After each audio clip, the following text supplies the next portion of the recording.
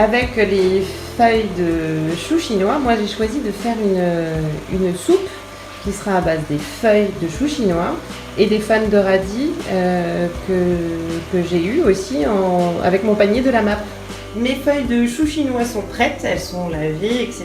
Et maintenant, je vais aller prendre mes belles fans de radis que je vais bien évidemment laver à grande eau avant qu'elles aillent rejoindre le chou chinois pour une soupe. Je mettrai quelques pommes de terre, cubord, enfin on va faire ça en suivant.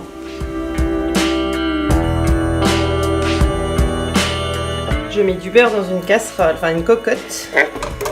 J'y mets un oignon rouge. Moi perso j'adore les oignons rouges plus que les jaunes.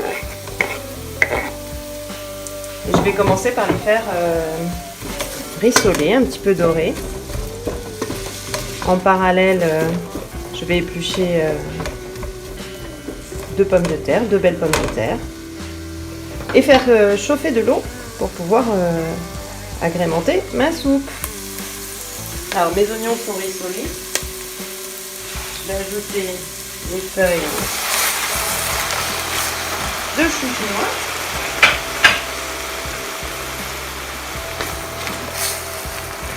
Je vais ajouter les fans de radis. Je les égoutte même pas, de toute façon ça va finir en soupe. Hein, donc, il y aura de l'eau dedans. Hop. Voilà. J'ajoute mes deux grosses pommes de terre. Moi j'en ai mis deux grosses.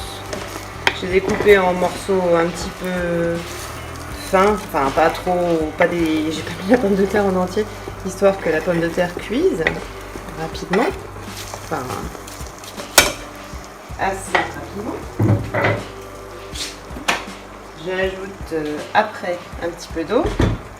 Je peux déjà commencer à mettre mon bouillon cube, mon cubord en l'occurrence. Évidemment, du poivre. Alors nous on aime bien quand c'est relevé, mais vu la quantité de soupe ça va aller. Du sel. Hop. Dans ma cocotte, j'ai mis un oignon à rissoler. Une fois qu'il était doré, j'ai ajouté les feuilles de chou chinois. J'ai ajouté les fans de radis. J'ai mis deux pommes de terre, des grosses pommes de terre, un cubord, du sel, du poivre. Et je vais maintenant, après avoir laissé réduire un petit peu, vous voyez, on voit que ça commence à bien réduire. Je vais ajouter de l'eau.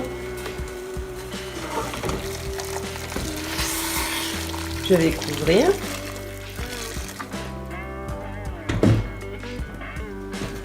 Et une fois que tout ça sera cuit, tranquillou bilou, pendant que je fais d'autres choses, je passe au mixeur et j'ai une super soupe.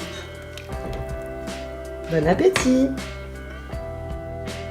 Alors, avec mes choux chinois et mes deux bottes de radis, j'ai réalisé une fricassée de choux chinois à la sauce soja.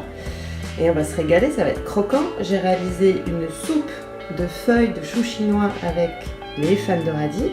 Et puis j'aurai en plus deux bottes de radis à présenter à table également. Enfin, ici, le reste de mes épluchures qui iront d'abord à mes poules et puis ce qu'elles ne mangeront pas dans mon compost. Une recette zéro déchet.